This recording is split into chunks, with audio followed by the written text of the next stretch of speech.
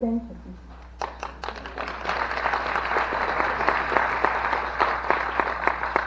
Thank you so much, Karen. I want to thank PTSA for helping put together this program. Several weeks ago, we started talking about the fact that we wanted to do more, and I know PTSA has done some amazing programs in the past, and they haven't always had a great turnout. So it's wonderful to see tonight the kind of turnout that we have, and I want to thank all the parents and students that are here tonight about this very important topic, in addition to our community members who are here. It's my pleasure to be principal of this high school, but one thing that I have noticed in the 25 years that I've been in education is that never before have students been, people in general, but students and adolescents been faced with more stress and anxiety in their lives. And there's many reasons for that. I'm going to leave that to the panel to discuss. But there's a lot that we can do as a community. And the truth is, the school cannot do this job alone. A lot of people mistakenly think that we have 8 or 10 counselors on this campus. We have advisors, academic advisors, that work with students on academic scheduling and so forth, but we have 2 counselors on this campus of 3,100 students. And those counselors are there for crisis counseling, and they're there to do evaluations for 504 plans. I have one school psychologist and a part-time half person whose primary job is to do educational assessments for determining special needs and programs for kids. So as you can see, that's woefully not what we need for kids. And so we have to involve the community in this discussion. In addition, my counselors do a lot of outreach by going to freshman classes to talk about anxiety, and they also go to sophomore classes to talk about how to identify depression and signs of suicide among their friends and so forth. And yet we can always do more. And so with that spirit, we got together and said, how could we make a difference and put together a program that would be helpful to students, bring together the community and with some resources and some programs that people can have access to on the outside. It's very important, more important than ever, that parents know what the yellow warning signs are, and that we watch out for each other's kids, and that we know how to get help when we need it. Many parents are reluctant to access their mental health benefits through their medical insurance, and yet I'm hopeful that tonight we can all walk away here as advocates for the fact that we need to access those benefits just like we would any other benefit if our child were suffering with anything like diabetes or some sort of a muscle problem or anything else. We need to become more proactive and more supportive. There's going to be 2 things that I want to just close with here, and that is, on our school website, we have at the top, there's a menu bar, and one of those menu bars, click-on buttons, is guidance. If you click on guidance and then scroll down to Counselor's Corner, there's a couple of great resources that we've posted there. The first one is a community resource list of all kinds of community outreach and services that are available that support students' emotional and mental health. In addition to that, there's a great article that just appeared by NBA player Kevin Love. I actually went to high school with Kevin Love's aunt, and we're best friends to this day. And for those of you who don't know, Kevin Love plays on the Cleveland Cavaliers. And there is a wonderful article that he wrote about his own need as a 29-year-old and suffering suddenly out of nowhere with anxiety and panic attacks, and how he has accessed mental health services, and how he wants to be a person that reaches out to kids and have them understand that that is just like any other need that you have, and that we need to all be supportive of that. And I encourage you to read that article with your students. Both of those things, again, are posted in the upper left-hand corner of our school website. You go to the top menu, click on guidance, scroll down to Counselor's Corner, and both of those resources are there for you. So again, I want to thank you so very much for being here tonight for this very important topic. I encourage you to continue the dialogue and continue to attend programs like this one, and to hopefully reach out to other parents and encourage them to do so as well. Again, thank you PTSA and all the people that are here tonight. And with that, I would like to introduce the person that helped us come up with the plan for tonight and develop this panel. She is very active in coaching in the community with adults and talking about topics that include emotional health and well-being, and she has access to a great number of experts, many of whom you're going to hear from tonight. So without further ado, to kick off our program, I'd like to introduce Megan Hernandez.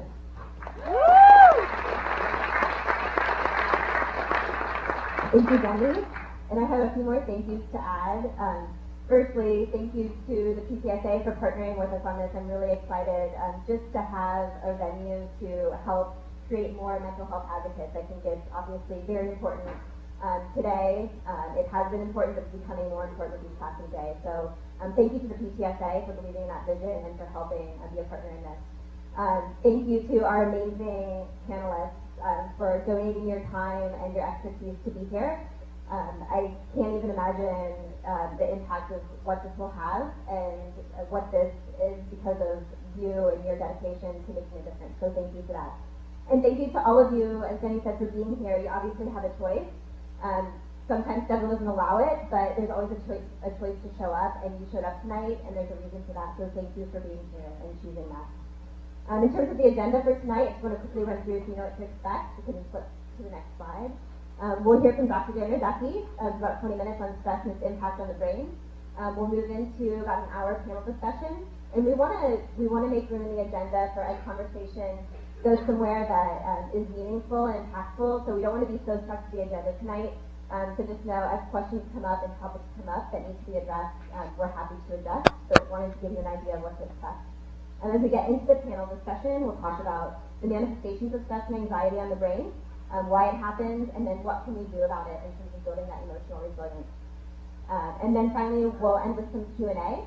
We'll have maybe roughly 30 minutes for that. So there are cards on the wooden banisters at the end of the aisles. If you didn't pick one up on your way in, feel free to grab one of those and write a question. Additionally, during the Q&A, we'll have people walking with microphones, so you can ask it live over a microphone as well. So either way, we are happy to take your questions. I want to just quickly set the tone for this evening. I think there's a lot of programs that are geared towards just teens or towards just parents. But Ashley and I had a vision for this to bring the community together and help everyone understand what their role is in helping today's youth build that emotional resilience. So there was an excerpt that came up from a book from a Zen master that I wanted to just read quickly, and I think it helps set the tone. When you plant lettuce, if it does not grow well, you don't blame the lettuce. You look for reasons it's not doing well. It may need fertilizer, or more water, or less sun. You never blame the lettuce. Yet, if we have problems with our friends or family, we blame the other person. But if we know how to take care of them, they will grow well, like the lettuce. Blaming has no positive effect at all, nor does trying to dissuade using reason and argument. That is my experience. No blame, no reasoning, no argument, just understanding. If you understand, and you show that you understand, you can love, and the situation will change. So I think it's important tonight, as we're here as a community, to really think about what our role is in terms of helping build that emotional resilience in our youth, because we all have a role or can choose to have a role. Okay. So without further ado, I'd like to introduce Dr. Daniel Duffy. He's co-founder and chief scientific officer at the Academy of Brain-Based Leadership, which offers a scientifically validated brain-based approach for future-oriented leaders and organizations interested in optimizing their performance, relationships, and health. Dan also serves as Executive Director of CNS Research and Development at Allergan Incorporated. Dan holds a bachelor's in psychology, master's in biopsychology, and PhD in neuroscience. Working as a leader in the corporate world allows Dan a unique perspective on how our knowledge of brain function can aid leaders in maximizing their results, as well as the results of their teams. With this unique perspective from roles in both the leadership and neuroscientific world, in 2009, Dan created the content for the educational arm of the Neuro Leadership Institute, and served as the lead professor and advisor for the Master of Science program in the Neuroscience of Leadership. This was the first university-accredited program ever developed to incorporate cutting-edge neuroscience research into an optimal model of leadership. In the following 9 years, Dan taught thousands of leaders in 40 countries on the neuroscientific underpinnings of effective leadership. Over the years, Dan has realized the wide-ranging applications for a brain-based leadership approach and has a passion for bringing this information to children and teens. He has seen the positive impact that this self-awareness can have on youth in areas such as bullying, academic achievement, social relationships, and emotional regulation, and envisions a day when this curriculum becomes mainstream in our schools.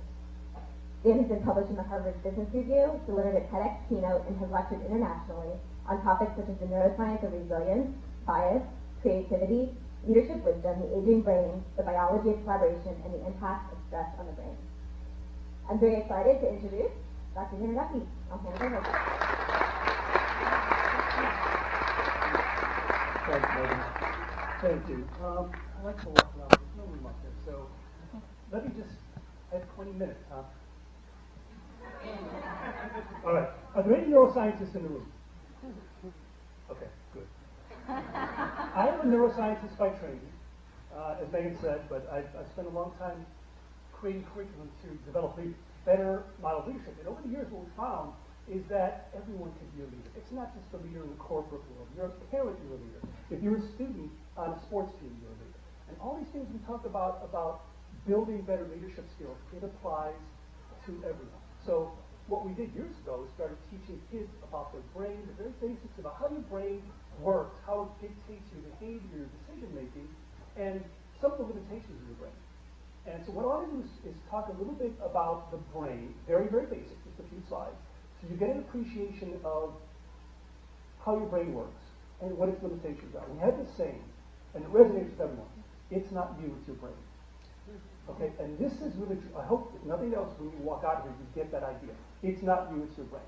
Okay, in the beginning, you heard the comment that, if your child fell and broke his leg, and he couldn't walk or run or go to his track practice, you wouldn't chastise him, you wouldn't yell at him, there wouldn't be a stigma attached. He's got a broken bone. There shouldn't be a stigma attached either with someone that has depression or anxiety, general anxiety disorder. These things, there's a biological reason for them. It's not you, it's your brain. So that's what I'd like to convey with this. And then talk a little bit about how stress really does a number on your brain. Okay?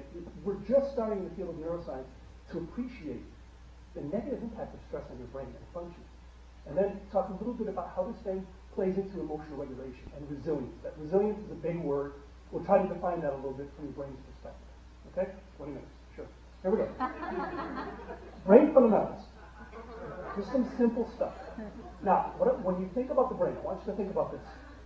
Think of this idea that in the brain, you're going to boil it down to the very basics. You have a higher brain and a lower brain.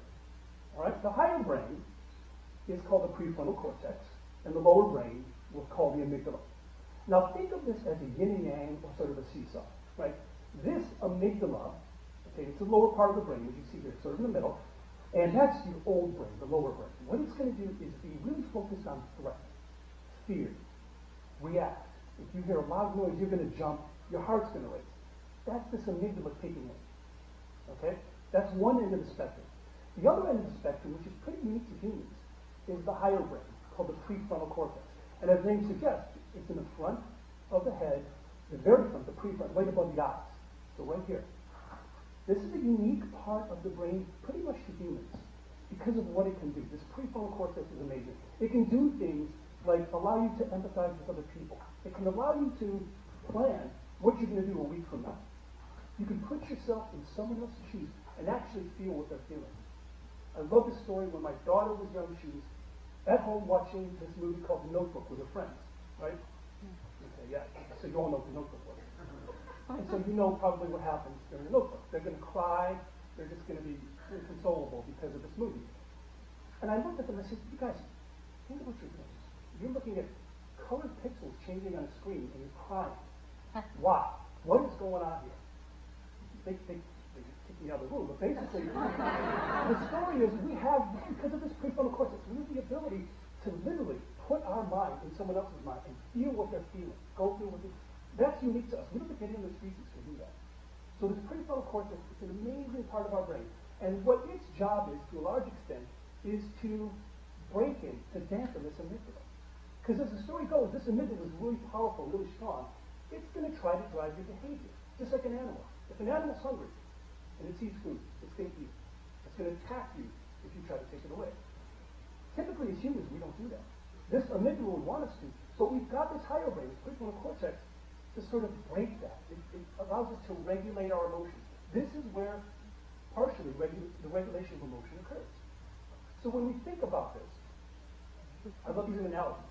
Think about it in terms of an analogy with Star Wars. Darth Vader here. Okay, he's the amygdala. Been around for a long time. The amygdala is really old from an evolutionary perspective. always trying to harness the dark side of the force to evil. That's what our amygdalas do. It's our basic instincts. Whereas the prefrontal cortex is like Luke Skywalker. Sort of new kid on the block. Prefrontal cortex is sort of the last part of the brain that's developed in evolution. It's new, so it's not as strong, not as powerful, but it's trying to harness the good, our morals, our ethics, things that we know we should be doing, versus things we may want to do. Okay, so it's this constant battle. The amazing thing about this prefrontal cortex, though, what I really want to highlight, and this will be the end of the neuro, is there's a specific area of the prefrontal cortex, and we call it the braking system. Now, this part of the prefrontal cortex is amazing because, as I said, it literally acts as a brake on that lower brain, on the amygdala. Think about what a brake does when you're in a car going downhill out of control. It slows you down. It allows you to get to a safe speed. That's what this braking system does. It allows you to regulate your emotions. When you get mad at someone and you feel yourself welling up, it allows you to step back and relax. Again, something unique to humans. Okay, so that's a great story. So we have this higher brain, lower brain. This braking system acts to regulate our emotions, and everything should be fine. But we know it's not. That's why we're here today. Because what happens with this braking system, the prefrontal cortex, is it's very, very sensitive. We call it the Goldilocks in the brain. And the reason is because it needs everything just right. This part of the brain, this higher this braking system, needs the right amount, just enough oxygen, just enough glucose, just the right amount of chemicals in there to function on all cylinders. And if you don't have that, this braking system is going to get a little weak. Or it could just totally go offline. And that's what burnout is. That's what stress is. That's what anxiety is due to. So one of the strategies that we try to think about these days in neuroscience is, how do we keep this braking system strong? How do we work around this evolutionary tendency for it to be very weak? One of the problems is stress does a real number on this braking system. We're starting to see some pretty profound results showing that stress basically can put this braking system offline. And then, in essence, what you have is you're no different than an animal at times, because you don't have that unique part of the human brain. Okay, so let me show you what stress does. Try to make this intuitive. Now remember I talked about this prefrontal cortex, that braking system, and the amygdala. This is actual research that we did. We took pictures of the neurons in these areas of the brain. And just think of these neurons as, if you think of a plant and how the root system looks in a plant. The more extensive the root system is, the more nourishment it gets, the better able it is to grow and flourish. And that's no different than the brain. Okay, so these little processes, think of them as roots in a different area of the brain. The more extensive the roots are, the longer, the better. Okay. Now, what happens, this is the normal situation in that area of the brain. Remember, the higher brain and the lower brain. This is what it looks like. Now, when you have chronic stress, this is actual data. What happens is that area of the brain, that braking system, actually shrinks. We can physically see with imaging decreases in those roots. So if you had a plant that only had 2 roots, it's not going to get enough nourishment, it's going to die. Same thing in the brain. Chronic stress causes this in that good, in Luke Skywalker, in the braking system. So all of the things being equal, you're now not going to be able to regulate your emotions as much. You're not going to be able to have that much control. Now, if that's not bad enough, sounds like an infomercial. That's not enough. What happens in the amygdala is the amygdala actually gets stronger with chronic stress. So you've got, remember, this balance, the yin and yang. Whereas before, it was a sort of equal. Now you've got, with chronic stress, that good brain getting weaker and the lower brain getting stronger. And now what you have are things like strengthening the amygdala. You've got more fear. You've got more anxiety. You're more emotionally reactive. And that slowing of the prefrontal cortex, now your decision-making, your ability to regulate your emotions, in addition to your memory and your attention, falters. And finally, you get problems with neurotransmitters, those chemicals in your brain that are critical for your mood, for motivation. So this is what happens then. Now you have Darth Vader getting stronger, Luke Skywalker getting weaker, and you can see there's no longer that yin and yang. Darth Vader wins out, that amygdala wins out, we become more anxious, more focused on threat. And this can lead to things like depression. So what do we want to do? We want to work on thinking about how we can manage stress in our brain. Now there's one caveat to all of this. Children's brains when I say children, people who are under, let's say, the age of 23, don't have that braking system fully developed yet. That braking system is the last part of your body that fully develops. For some people, not until the early to mid-20s. So this is if you just look at this graph here, it's pretty striking. This shows the brains of different individuals, 5-year-old, a preteen, a teen, and a 20-year-old. And just so you understand it, the red and yellow parts, the more red, the more, the less fully mature the brain is. And the darker the blue, I'm colorblind, so tough. The darker the blue, the more mature. So as you can see, the brain starts to get more blue as you get into your teens, which means it's more fully developed. But you can see this area here. It's still not all blue. What that means is this is the area of the brain, that braking system, that's not yet fully developed. So when we're talking about, and I'll talk about all this with stress does to the brain and how to manage it, that's as an adult. In children, in teens particularly, they're doing this one arm tied behind their back. They don't have a fully developed brain yet. They don't have a fully developed braking system. So all this stuff is even magnified more in children. Okay? So this is what we want. When we talk about how we're going to manage this, we want to sort of bulletproof our brain. We want to be able to build resilience because let's face it, you heard the opening comment.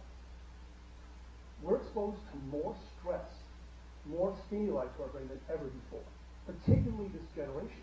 First generation that is can be born with the ability to access anyone, anytime in the palm of the hand. All right? A lot of stimulus, a lot of stress. We want to be able to build our resilience. Now, what is resilience? We have to define it before we can think about how to manage it. Now, there's different ways to think about resilience. You can have resilience from what we call cognitive standpoint, or thinking. How can I be creative? I've got a problem, and with what I've got, how can I be creative to solve that problem? That's one type of resilience. There's another type which is overcoming physical handicaps. Okay, that's type of physical resilience, right? What we want to focus on is emotional resilience. That idea that faced with an almost insurmountable challenge, you're able to rise up to the occasion, to harness what you've given naturally in your brain to overcome it. Like the David and Goliath, right? That's what we want to focus on. Now, when we think about how you define it, how we're going to define resilience, what is it? From the standpoint of how I want to approach it is, resilience is your ability to adapt and to cope despite all these threatening, challenging, stressful events. That's one thing. But what we also want to do is be able to get to a point where we resume normality, where we get back to normal. So we can function normally even though we're inundated with stress, with challenges. That's how we want to see resilience. And that's what we think about when we talk in terms of strategies to build resilience in your brain, to counteract stress. So how can we build it? Here's the million-dollar question. What I want to go over are some neuroscience-based, so they're data-driven strategies that studies have shown to work to build resilience. Particularly when I say build resilience, counteracting what stress does to our brain. Because you saw, stress actually physically impacts your brain. So how do we get around that? Because we're not going to get rid of stress. It's unrealistic to expect to totally get rid of stress in your body. So let's figure out a way to work with what we have in a realistic manner. 5 things I want to cover real quick. Mindfulness training, exercise, sleep, emotional regulation, and mindset. These are 5 things that, even though when you look at this, you may say, how are the data, how is the research on mindfulness training? There's a lot of it. So these are all data-driven ways in which we can manage it. All right. Now again, I'm going to start off with the fact that we live in a society where it's the age of distraction. Does this look familiar to anyone? Parents especially, right? I've had my kids in the same room with 6 other friends, and this is what they do. And we can laugh about it, but this is the next generation. This is the norm for this generation and generations to come. The problem with this is, when you think of mindfulness, and I'm going to talk about mindfulness, this is sort of the opposite of mindfulness. Mindfulness is sort of being present.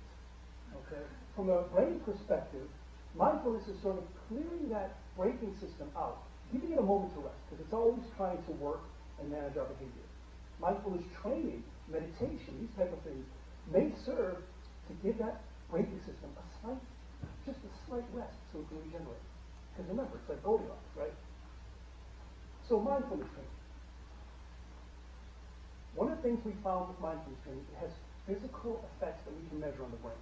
And if you had told me this 15 years ago as a neuroscientist, I would have laughed. I would have said, there's no way a thought process can change the physical chemistry of your brain. But that's exactly what we're finding. What we're seeing, the story goes, that there are these things called growth factors in your brain. And think of these growth factors as housekeepers in your brain that really tighten everything up. Your brain has about 85 billion neurons. And each one of those neurons can have about 10,000 connections. So we can't even fathom the amount of possible connections there are in the brain. With all that going on, there's a lot of energy, there's a lot of things to clean up.